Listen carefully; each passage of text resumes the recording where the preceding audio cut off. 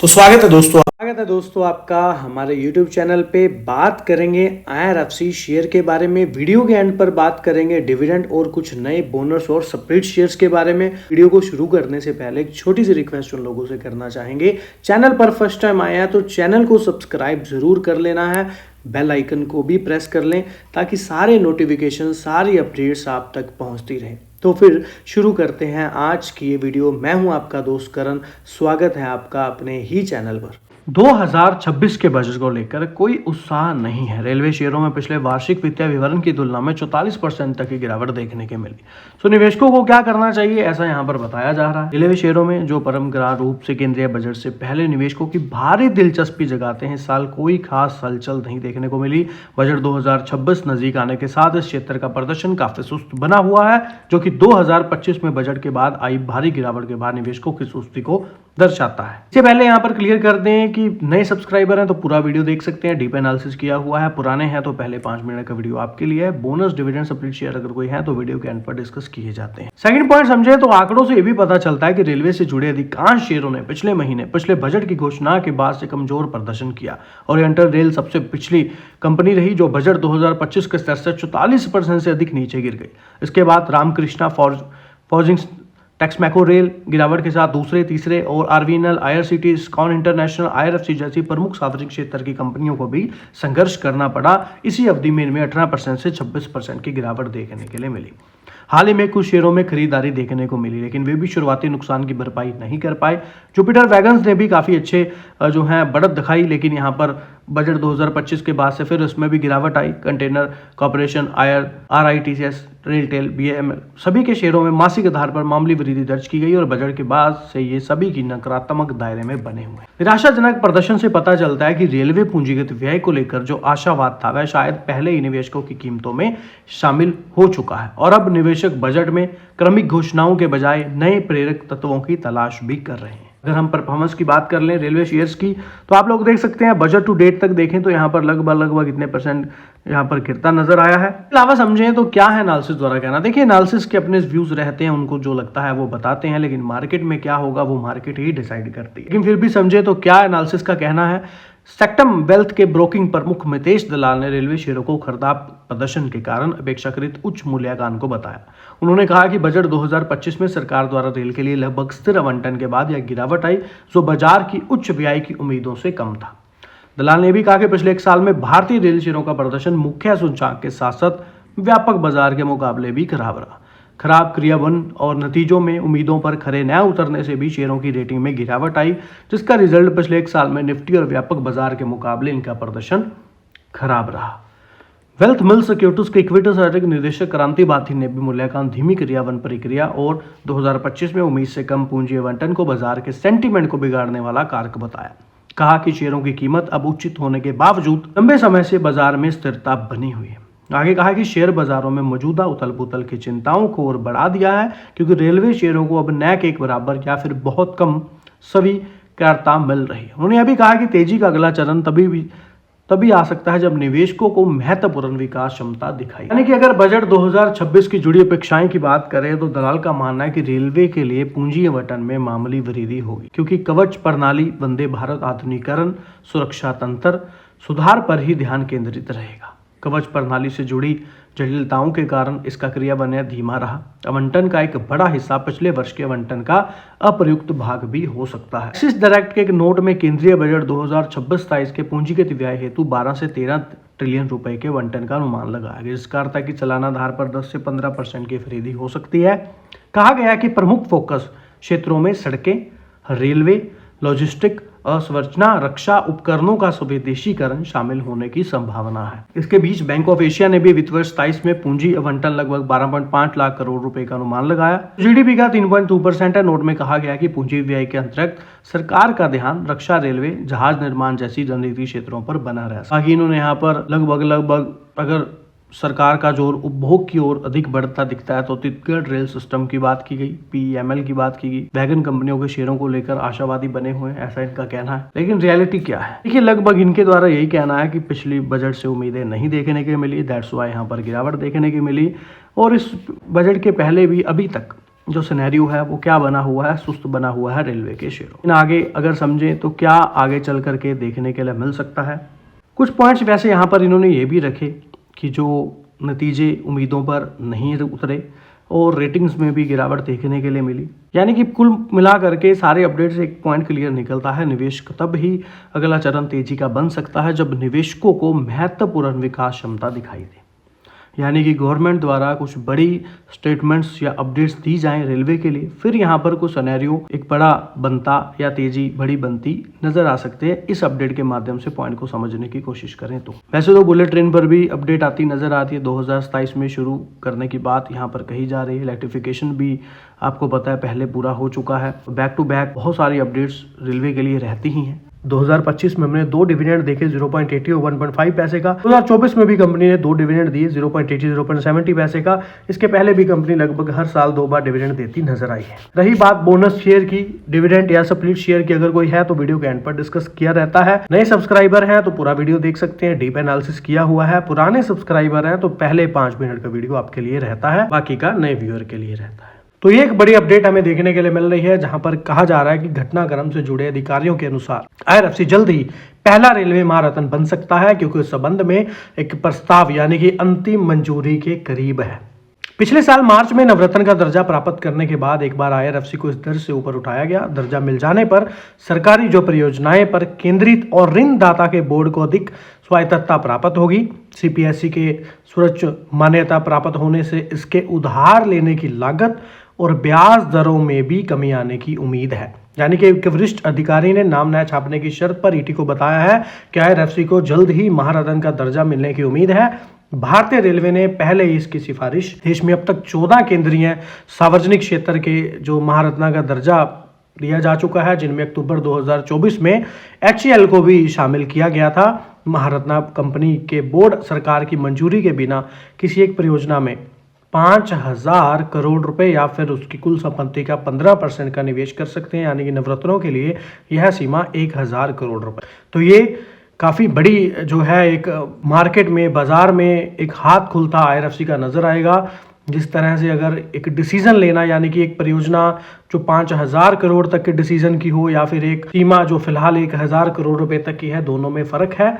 अगर अपग्रेड के विचार दिन की बात कर लें तो नवरत्न कंपनियां जिनका पिछले 3 वर्षों में कौन सी कंपनियां महारत्न का जो है रिजर्व करती हैं, तो उसके लिए यहाँ पर पिछले 3 वर्षों में जो कारोबार है वो 25,000 करोड़ रुपए से अधिक, यानी कि शुद्ध जो संपत्ति है वो 15,000 करोड़ रुपए से अधिक और शुद्ध जो प्रॉफिट है वो 5,000 करोड़ से अधिक होना चाहिए। सो इन कंपनियों का महत्वपूर्ण अंतर्राष्ट्रीय परिचालन वैश्विक उपस्थिति होना भी आवश्यक है। IRFC की बात कर लें तो स्टॉक एक्सचेंजों को जो सूचित किया गया अक्टूबर 2025 में, वो कुल संपत्ति 56,193 करोड़ थी। कंपनी ने यह भी बताया कि 2025-26 की पहली छमाही में रेलवे से जुड़े क्षेत्रों जैसे कि रिन्यूएबल एनर्जी, ऊर्जा सहित ऊर्जा पावर स्टेशन, कोयला खनन और भी औद्योगिक अवसंरचना में 45,382 करोड़ के नए समझौतों को भी मंजूरी मिली। और IRFC ने ये भी स्वीकृतियां जो पिछले वित्त वर्ष में 5250 करोड़ की तुलना में 9 गुना अधिक है। सो कहने का मतलब आप लोग मेरा समझ पा रहे होंगे कि कंपनी ने वो सब चीज़ें दिखाई हैं जिसके लिए सरकार इन चीज़ों का मांगती है, जो कि पिछले 3 वर्षों का ये रिजल्ट रहना चाहिए। वही IRFC के पास करीब करीब बढ़िया यहाँ पर बना भी। ऑल ओवर समझें तो यहाँ पर वो सारे पॉइंट्स प्लस हैं, लेकिन पिछले महीने IRFC ने माल ढुलाई गलियारे के लिए भी विश्व बैंक से 10,000 करोड़ रुपए के विदेशी मुद्रा ऋण का पुनर्वितरण भी किया। तो ये सारी ही अपडेट्स जो हैं फिलहाल वो अपडेट्स हैं जो यहाँ पर गवर्नमेंट चाहती है कि इस महारत्न जो स्टेटस है कंपनी को मिले अगर, तो उसके लिए जो भी कंडीशंस है फिलहाल यहाँ पर क्लियर है। इसी वजह से यहाँ पर पॉइंट जो रखा गया है वो यही रखा गया है कि अंतिम मंजूरी के करीब है। सो बताया तो बाकी देखिए अधिकारी ने है, ना कि उसकी नाम छापने की शर्त भी नहीं बताई गई है, लेकिन कहीं ना कहीं जो यहाँ पर पॉइंट्स दिए गए हैं जो कि चाहिए होते हैं महारत्न कंपनी के लिए, वो कंपनी के पास है, यानी कि कंपनी एलिजिबल तो है। इसके अलावा भी समझ लें तो केंद्रीय बजट नजदीक आने के साथ ही रेलवे शेयरों में फिर से हलचल मच गई है। मोतीलाल ओसवाल फाइनेंशियल सर्विस की वेल्थ मैनेजमेंट यानी कि स्नेहा ने कहा है कि मजबूत खबरों के चलते रेलवे क्षेत्र के शेयरों में फिर से दिलचस्पी बढ़ी है। बजट घोषणाओं से पहले रेलवे शेयरों में आमतौर पर तेजी आती है। अगर सरकार बजट में रेलवे क्षेत्र के लिए पॉजिटिव आवंटन करती है तो इससे रेलवे शेयरों की तेजी को और बल मिल। केंद्रीय बजट में अब सिर्फ 1 महीना बाकी है, ऐसे में रेलवे शेयरों पर नजर बनी रहने की संभावना है। इनमें आगे तेजी देखने को मिल सकती है। 1 साल से अधिक समय पहले रिकॉर्ड ऊंचाई पर पहुंचने के बाद आई भारी गिरावट के बाद लंबे समय तक स्थिर रहने के दौर से गुजर रहे रेलवे शेयरों में सुधार की अच्छी संभावना है। स्नेहा ने यह भी सलाह दी है कि जो यहाँ पर रेलवे स्टॉक बजट घोषणा तक खबरों के प्रवाह से शेयर की कीमत बढ़ सकती है। बजट में रेलवे आवंटन की घोषणा होने के बाद ही IRFC की स्पष्ट दिशा सामने आएगी। आवंटन मजबूत होता है तो IRFC की गति मजबूत बनी रह सकती है, क्योंकि जोखिम लाभ अनुपात अनुकूल बना हुआ है। यदि बजट आवंटन कम होता है तो मुनाफा बुक करके बाहर निकलना बेहतर है। तो ऐसे इनके द्वारा कहा जा रहा है। अब देखिए होगा क्या, वो तो मार्केट ही डिसाइड करेगा। बाकी वीडियो के एंड पर स्प्लिट शेयर भी शेयर किया गया है। पर्सनली एक बात बहुत अच्छी लगती है कि IRFC में LIC ने बहुत बढ़िया स्टेक बनाया। ये उस स्टेक उस समय बना जब स्टॉक नीचे की तरफ ही था और इन्हीं लेवल्स के करीब स्टॉक था। तब से LIC ने इसके शेयर को होल्ड किया हुआ है काफ़ी समय से। तो ये एक बहुत बढ़िया बात है कि IRFC जैसे LIC जैसे बड़े DI ने यहाँ पर एक बड़ी इन्वेस्टमेंट की हुई है। आगे यहाँ पर देखिए कोटक सिक्योरिटीज का जो श्रीकांत चौहान है, इन्होंने भी 3 शेयरों की बात की है जिसमें IRFC भी है। IRFC पर बात करें तो उससे पहले उन्होंने कहा कि कोटक सिक्योरिटी के श्रीकांत चौहान ने कि बजट से पहले रेलवे शेयरों में अच्छी खरीदारी देखने को मिल रही है।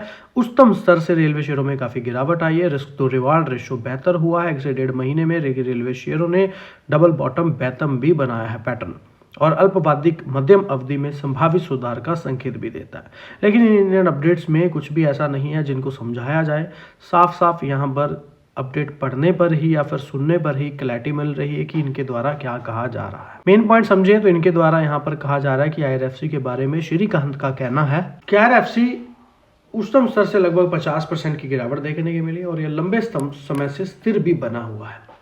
IRFC के चार्ट पर डबल बॉटम पैटर्न भी दिख रहा है और इनका मानना है कि रेलवे शेयर निकट भविष्य में 140 रुपये तक बढ़ सकता है, जो कि जोखिम को प्रभावी ढंग से प्रबंधित करने के लिए 105 के करीब इन्होंने स्टॉप लॉस भी बताया है। अब देखिए ऐसा होगा नहीं, वो तो खैर बात की बात है, लेकिन इनके द्वारा यहाँ पर 140 तक का व्यू दिया जा रहा है और नीचे की तरफ इन्होंने 105 का स्टॉप लॉस जो है बताया। IRFC पर बात करते हुए काफ़ी सारी चीज़ें समझ में आती हैं, लेकिन यहाँ पर कुछ नए पॉइंट्स यहाँ पर निकल करके आए हैं जहाँ पर थोड़ा सा डीप एनालिसिस करेंगे, थोड़ा सा बिजनेस के बारे में डीप जाने की कोशिश करेंगे। देखिए अगर तो आप हैं हमारे पुराने सब्सक्राइबर तो पहले 5 मिनट का वीडियो आपके लिए रहता है लगभग, और अगर आप हैं नए व्यूअर तो आप ऑलमोस्ट सारी वीडियो भी देख सकते। वीडियो के एंड पर बोनस शेयर, स्प्लिट शेयर या डिविडेंड शेयर रहते हैं तो वीडियो के एंड पर मैं डिस्कस करता ही हूं हर बार। चलिए फिर शुरू करते हैं IRFC के ऊपर, मेन पॉइंट के ऊपर। सबसे पहला पॉइंट समझेंगे कि यहाँ पर प्रमुख आगामी रेलवे परिस्थिति की तंत्र यानी कि नई लाइनों का वित्तपोषण, मल्टी ट्रैकिंग जैसी वर्धा, भुसावल, वडोदरा, रतलाम स्टेशन का पुनर्विकास और high speed rail corridor, high speed यानी कि बुलेट ट्रेन तरह। उसके बाद अगर बात करें चल रहे प्रोजेक्ट्स की या फिर यहाँ पर जो प्रोजेक्ट्स अपकमिंग है या फिर चलते प्रोजेक्ट्स की बात करें जो चल रहे फिलहाल क्षेत्र में नजर आ रहे हैं, बंदरगाह विकास यानी कि महाराष्ट्र में वधवन बंदरगाह परियोजना के लिए वित्तपोषण के लिए समझौते पर ज्ञापन पर हस्ताक्षर हाल फिलहाल में कुछ समय पहले ही देखने के लिए मिले। लॉजिस्टिक पर बात कर लें तो मल्टी मॉडल लॉजिस्टिक पार्कों का भी विकास करना, महाजिनको और HPGCL यानी कि हरियाणा विद्युत उत्पाद निगम जैसी विद्युत परियोजनाओं के लिए ऋण उपलब्ध कराना। ये फिलहाल IRFC के उस डिपार्टमेंट की बात कर रहे हैं जो IRFC फिलहाल काम करता नजर आ रहा है। IRFC का जो कोलैब होते नजर आएंगे या फिर यहाँ पर जो कोलैब होते नजर आए, जिन क्षेत्रों पर कंपनी फोकस कर या फिर अपकमिंग को फोकस करती नजर भी आएगी। इन्हीं को थोड़ा सा और डीप में समझेंगे। वाहन परिवहन की बात करें तो NTPC जैसी संस्थाएं जो है उनका सामान्य प्रयोजन वैगन निवेश योजना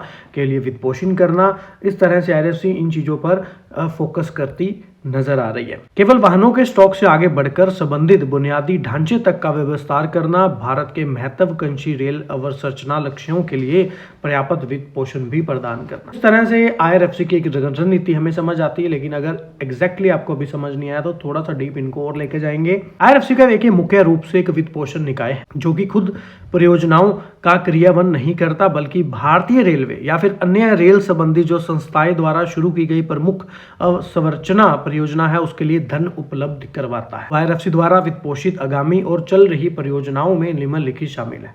यानी कि कौन से वो मेन पॉइंट है समझेंगे तो यहाँ पर देखिए राष्ट्रीय रेल योजना। IRFC भारतीय रेलवे की राष्ट्रीय रेल योजना जो कि एक प्रमुख वित्त पोषक है, जिसमें 2030 तक बुनियादी ढांचे के निर्माण के लिए भारी पूंजीगत व्यय शामिल है, जिसमें 100% रेलवे को इलेक्ट्रिफिकेशन करना, नई लाइनें और स्टेशन अन्य शामिल है, जिसमें IRFC भी एक बड़ा वित्त पोषक है। दूसरा पॉइंट समझते हैं तो निगम विभिन्न राज्यों में सरकार द्वारा जो विशिष्ट नई लाइन मल्टी ट्रैकिंग परियोजनाएं को वित्त पोषित करता है, जैसे कि उड़ीसा, महाराष्ट्र, आंध्र प्रदेश, झारखंड, बिहार, तेलंगाना, पश्चिम बंगाल में। यहीं पर तीसरा पॉइंट समझे तो समर्पित माल ढुलाई गलियारे और हाई स्पीड रेल। IRFC रसद लागत को कम करने के लिए समर्पित माल ढुलाई गलियारों के वित्त पोषण में शामिल है। यात्री और माल ढुलाई की गतिशीलता में सुधार के लिए जो हाई स्पीड रेल यानी कि बुलेट ट्रेन परियोजना है, या फिर मेट्रो या फिर रैपिड रेल प्रणालियों के वित्त पोषण की भी योजना IRFC बना रही। फिर आता है एक पॉइंट स्टेशन का पुनः विकास। कंपनी भारत भर में हजारों रेलवे स्टेशनों के पुनः विकास के लिए महत्वाकांक्षी अमृत भारत स्टेशन योजना का समर्थन भी करती है। अमृत भारत योजना तो खैर आप लोगों को पता ही होगी। और एक पॉइंट और समझे तो यहाँ पर है नवरत्न का दर्जा मिलने के बाद IRFC रेलवे के मुख्य परिचालनों से परे जाकर रेलवे प्रशासनिक तंत्र से जुड़े अग्रगामी और पश्चिमगामी दोनों प्रकार के परियोजनाओं के भी वित्त पोषण के दायरे में ला रहा है। अगर समझें तो IRFC ने फिलहाल कुछ ही समय पहले महाराष्ट्र में आगामी वधवन बंदरगाह परियोजना के लिए 20,000 करोड़ रुपए तक की धनराशि प्रदान करने के लिए तैयार है, जहां पर एक महत्वपूर्ण रेल कनेक्टिविटी होगी। और यहां पर हमें कुछ समय पहले ही कोलैब भी होता नजर आया। इसके अलावा भी समझें तो विद्युत परियोजनाओं पर बात कर लें तो नागपुर के कोराडी थर्मल पावर स्टेशन में महाजैनको के लिए 660 मेगावाट की सुपर क्रिटिकल विस्तार परियोजना के लिए 10,500 करोड़ रुपए तक का वित्त पोषण। HPCL के लिए समझा जाए PGCL के लिए तो यमुनानगर स्थित Deenbandhu Chhotu Ram thermal power plant के लिए 800 मेगावाट यानी कि 6929 करोड़ तक का वित्त पोषण। NTPC को भी रिन्यूएबल एनर्जी और उस परियोजना के लिए पूंजीगत व्यय के लिए 5,000 करोड़ रुपए की मंजूरी देती नजर आई। IRMCL के साथ समझौता ज्ञापन के माध्यम से IRFC भारतीय रेलवे का जो 2030 तक का शुद्ध शून्य कार्बन उत्सर्जन यानी कि नॉन फॉसिल फ्यूल को खत्म करना और रिन्यूएबल एनर्जी और इन चीज़ों पर फोकस करना और सौर पवन के लिए वित्त पोषण विकल्पों की भी खोज कर रहा है। होप सो इसमें कुछ समझाने वाला नहीं है। मेन पॉइंट अगर हम समझ रहे हैं, पढ़ रहे हैं तो हमें इजीली समझ आ रहा है कि कंपनी एक्चुअल में कर क्या रही।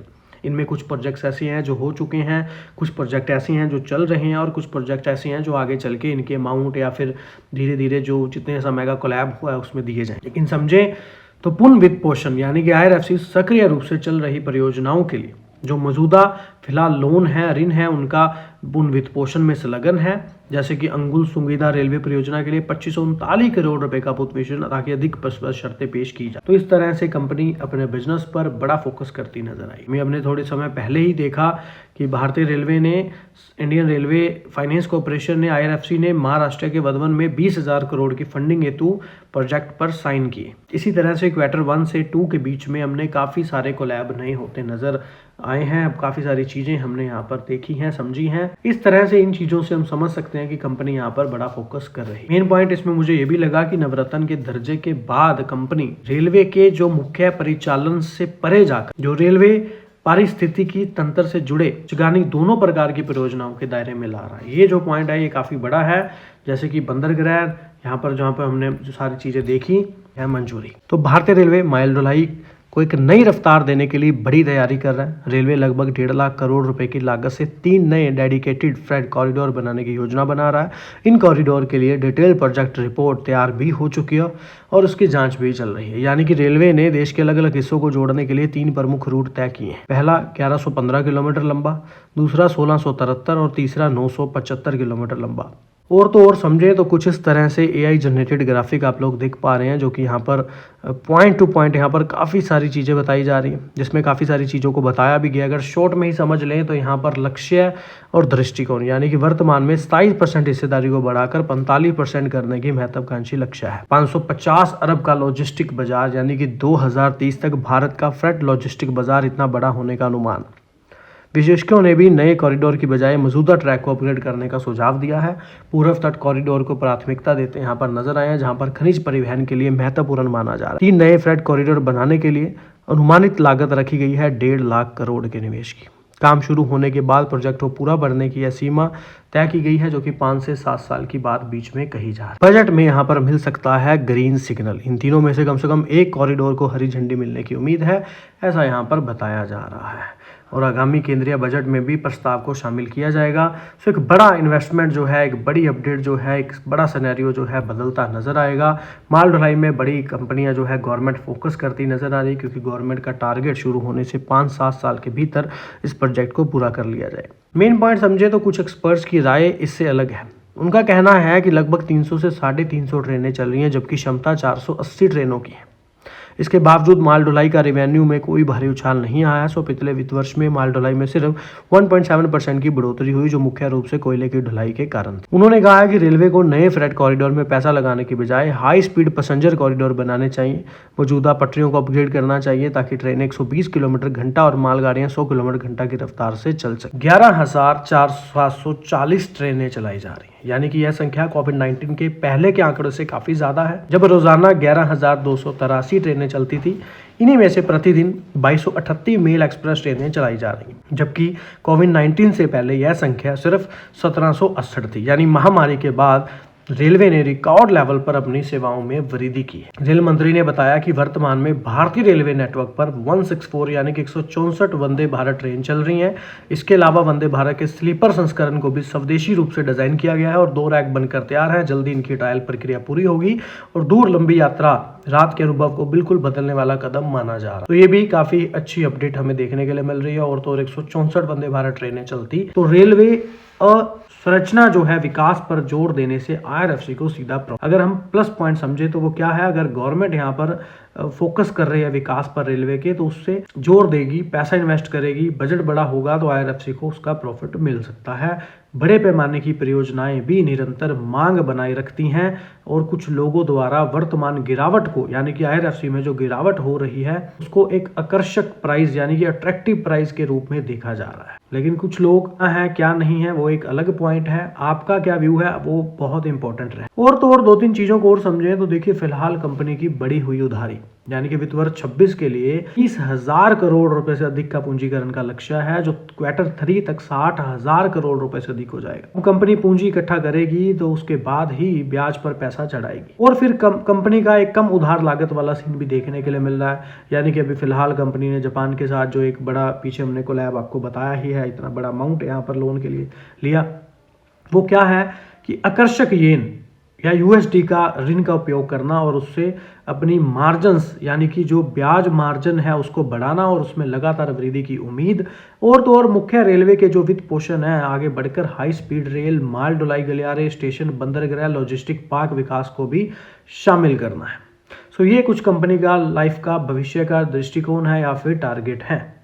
उसके अलावा भी समझे तो यहाँ पर कुछ टारगेट्स दिए गए हैं जिनको हम मतलब कोई एनालिसिस द्वारा यहाँ पर नहीं बताया जा रहा, एक ऐसे ही जो विशेषज्ञ द्वारा अगर दिया भी होगा तो, लेकिन कोई इसमें कोई हमें नेम नहीं मालूम कि किस बंदे ने यहाँ पर ये टारगेट दिए, तो इसी वजह से इसको हम स्किप करेंगे। मेन पॉइंट को हमने समझा कि तो देखा जाए तो फिलहाल यहाँ पर अपडेट सारी पॉजिटिव है। कि सबसे पहली बात तो ये कि जो उधारी अंतर्राष्ट्रीय बाजार है, विशेष रूप से जापानी येन है, उसका मूल्यवान जो बाजार है वह बेंचमार्क दर कम है, यानी कि उसका लाभ उठाकर IRFC घरेलू स्तर पर, डोमेस्टिक लेवल पर या फिर जो इंडिया में कहीं घरेलू स्तर पर उपलब्ध ब्याज दरों की तुलना में अधिक ब्याज दरें प्राप्त करेगी। यानी कि इतना ब्याज कंपनी को देना नहीं आएगा जितना ब्याज यहाँ पर कंपनी प्राप्त करेगी।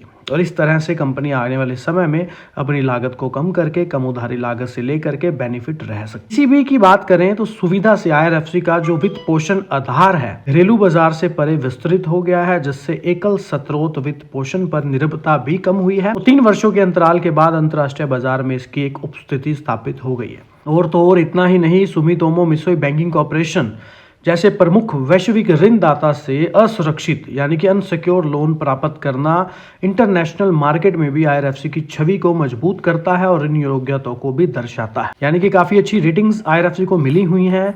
दैट्स वाई यहाँ पर इतना अच्छा पॉइंट हमको देखने के लिए मिला है। और तो और इनकी जो संरचना है यानी कि भारत रिजर्व बैंक RBI के निर्देशों के अनुपालन से की गई है, जिसमें 5 वर्ष की अवधि है और ऋणदाता के साथ कोई नियंत्रण खंड या शेयर धारता शामिल नहीं है, जिससे IRFC की परिचालन स्वतंत्रता बनी रहती है। सो अगर इन पॉइंट्स को समझें तो यहाँ पर IRFC नो डाउट पॉजिटिव ही पॉइंट दिखाती फ्यूचर के लिए नजर आ रही है। 21 मार्च 2025 को भी डिविडेंड देखने के लिए मिला था। 2024 में भी 2 डिविडेंड, लगभग हर साल कंपनी 2 डिविडेंड शेयर करती नजर आ ही रही है। अब बात आती है बोनस शेयर के बारे में। तो मल्टीबैगर स्टॉक कंपनी 29 जनवरी को बोनस शेयर जारी करने पर विचार कर रही है। पीड लिमिटेड 29 जनवरी को होने वाली बैठक में इक्विटी शेयरों के बोनस निगम पर विचार करेगी। साथ ही दिसंबर 2025 को समापन तिमाही के नतीजे भी जारी करेगी। बोनस निगम पात्र शेयरधारकों को मुफ्त शेयरों का वितरण है, जो कंपनी के निश्चित अनुपात में निःशुल्क बोनस शेयर जारी करेंगे। बोर्ड की मंजूरी के बाद क्यूपिड बोनस शेयर जारी करने की रिकॉर्ड डेट, एक्स डेट की घोषणा भी की जाएगी। बोनस इक्विटी को ध्यान में रखते हुए शेयर की कीमत एक्स डेट पर समर्पित की जाएगी। आखिरी बार की बात करें तो अप्रैल 2024 में कंपनी ने प्रत्येक शेयर के बदले एक बोनस शेयर जारी किया। उस समय कंपनी ने शेयरों का स्प्लिट भी किया, जिसमें शेयर की कीमत 10 रुपए से घटकर 1 रुपए हो गई। 2018 में भी कंपनी ने प्रत्येक शेयर के बदले 5 बोनस शेयर जारी किए थे। 1993 से कंपनी स्थापित है। क्यूपिड भारत में पुरुष महिला गर्भ निरोधक पानी आधारित व्यक्ति स्नेह IVD किट, डिओड्रेंट और परफ्यूम, बादाम का तेल, बॉडी ऑयल, पेट्रोलियम जेली और अन्य FMCG उत्पाद का अग्रणी निर्माता और ब्रांड भी है। बाकी यहाँ पर आप देख सकते हैं काफ़ी सारे काम जो है फिलहाल कंपनी करती नजर आ रही है। फिलहाल कंपनी ने सऊदी अरब में भी एक FMCG सेंटर स्थापित करने की योजना को मंजूरी दी है। कई भारत के बाहर क्यूपिड का पहला विनिर्माण सेंटर होगा, जिसका उद्देश्य FMCG क्षेत्र में कंपनी की विकास रणनीति को सपोर्ट देना, यानी कि खाड़ी सहयोग परिषद क्षेत्र से शुरू करते हुए विदेशी बाजारों में अपनी उपस्थिति को मजबूत करना। बाकी देखिए, जैसे कि आप लोगों को पता ही है, वीडियो जो है हम बनाते हैं एजुकेशन पर्पस के लिए। किसी भी तरह का डिसीजन ले, निवेश करें, फाइनेंशियल एडवाइस की सलाह पहले ले, बड़ी बात खुद स्टडी जरूर किया करें। चैनल पर सभी लोगों का तहे दिल से धन्यवाद। मिलते हैं एक और वीडियो। सो बात कर लेते हैं बोनस इशू का स्पष्टीकरण। यानी कि पास 10 शेयर हैं तो अक्सीटा कॉटन आपको एक और शेयर देगी, जानिएगा। तो Axita Cotton bonus share record date की बात करें तो सूचित किया गया है कि कंपनी ने 13 फरवरी 2026 यानी कि फ्राइडे की डेट को रिकॉर्ड देती निर्धारित। कंपनी के बोनस इक्विटी शेयरों का निगमन आवंटन के पात्र शेयर धारकों को निर्धारित किया जाएगा, यानी कि 1.10 के अनुपात में होगा। अर्थात रिकॉर्ड तिथि पर प्रत्येक 10 मौजूदा इक्विटी शेयरों के लिए एक बोनस इक्विटी शेयर जारी किया जाएगा, जो शेयर धारकों की स्वीकृति के अधीन है।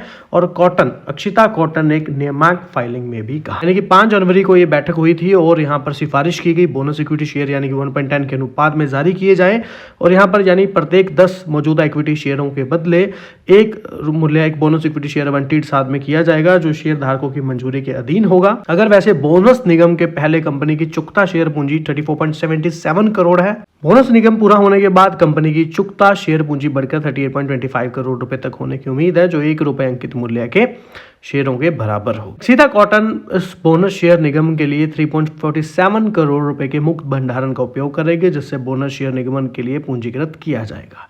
यानी कि 31 मार्च 2025 को समाप्त हुए वर्ष के लिए कंपनी की जो वित्तीय परिणामों के अनुसार कंपनी के पास 28.2 करोड़ रुपए का मुक्त भंडार है, जो कि एक मजबूत भंडार स्थिति को दर्शाता है। बोर्ड मीटिंग की तारीख से 2 महीने के भीतर यानी 4 मार्च 2026 को या उससे पहले सीता कॉटन द्वारा ऐसे बोनस शेयर भेजे जाने की अनुमानित तारीख है। शेयर की बात करें तो ऑल टाइम यहाँ पर रिकॉर्ड जो है ऑल ओवर जो रिटर्न माइनस ही देखने के लिए फिलहाल मिल रहे हैं। शेयर होल्डर्स की बात करें तो यहाँ पर पैटर्न सही बना हुआ है। प्रमोटर्स की होल्डिंग है। FII ने भी स्टेक अपना बढ़ाया है सितंबर मंथ में, जून से सितंबर में, और नंबर ऑफ शेयर होल्डर्स भी यहाँ पर देखने के लिए मिल रहे हैं और पब्लिक का स्टेक भी यहाँ पर अच्छा खासा बना हुआ है। बाकी देखिए, जैसे कि आपको पता है ये वीडियो बनाते हैं आप एजुकेशन पर्पस के लिए। कोई भी निवेश करें, कोई भी डिसीजन लें, फाइनेंशियल एडवाइजर की सलाह पहले लें, बड़ी बात खुद स्टडी जरूर किया करें। चैनल पे सभी लोगों का तहे दिल से धन्यवाद।